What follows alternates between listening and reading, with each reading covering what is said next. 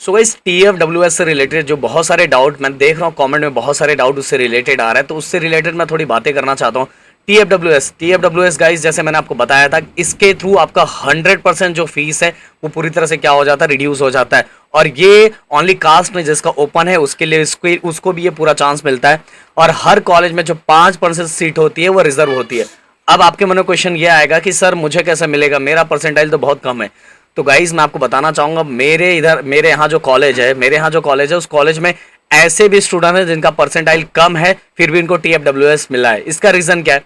इसका रीजन, पहला रीजन ये है कि बहुत सारे बच्चों को TFWS के लिए TFWS क्या होता है वो पता ही नहीं है।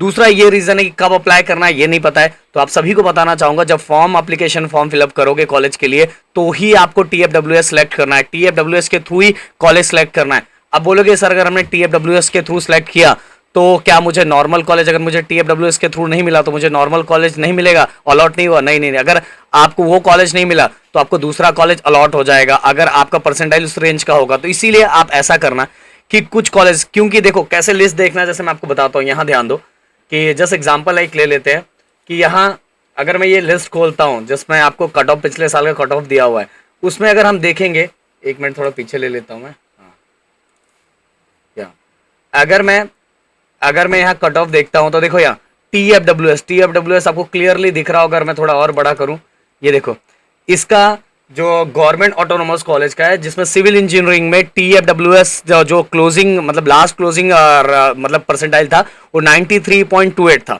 तो इससे आपको आइडिया आ जाएगा कि अगर मुझे इस कॉलेज में भरना है तो इस कॉलेज में मैं TFWS के थ्रू कौन से, मतलब मेरा परसेंटाइल क्या है और मेरे परसेंटाइल क्योंकि लास्ट का कट ऑफ इतना था तो मैं इसमें अप्लाई कर सकता हूँ। तो ये सब दिमाग लगा के, ये सब चीजें सोच के, कट ऑफ आपको कट ऑफ लिस्ट देख के तभी चीजें कॉलेज को सिलेक्ट करना है। ऐसे ही नहीं उठा मुंह उठा के डायरेक्ट कुछ भी कर दिया, ऐसा मत करो गाइस, तो कॉलेज भी नहीं मिलेगा और बहुत बड़ा प्रॉब्लम हो जाएगा। ओके, सो इसीलिए कुछ कॉलेज को TFWS के थ्रू भरो, कुछ कॉलेज को नॉर्मल तरीके से भर दो, बट उसके पहले आपको एनालाइज करना पड़ेगा। ये लिस्ट जो दिख रहा है वो लिस्ट को एनालाइज करना पड़ेगा कि पिछले साल का कट ऑफ क्या था।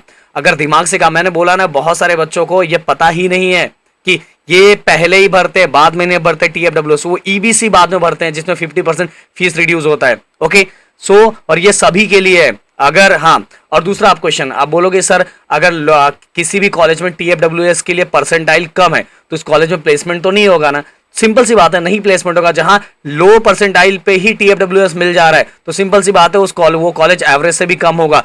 बट बहुत सारे सिचुएशन ऐसे होते हैं जिन बंदों के पास पैसे नहीं होते और उनका परसेंटाइल भी कम होता है, दोनों चीजें कम है और आपको इंजीनियरिंग भी करना है, तो ऐसे कॉलेज को आपको सिलेक्ट भी करना पड़ेगा जहां पैसे का भी अपना प्रॉब्लम सॉल्व हो जाए और मुझे उस कॉलेज में वो सीट का अलॉटमेंट भी मिल जाए। तो गाइस ये तरह से जो चीजें मैं बता रहा हूँ उसको ध्यान से सोच समझ के एनालाइज करके तो करो। और सबसे पहले मैंने जो बार बार बोली है कि कॉलेज का लिस्ट निकालो, जिस कॉलेज को आपको आजू बाजू लेना है उसका TFWS, ओपन, कास्ट, सभी चीजों को देख लो।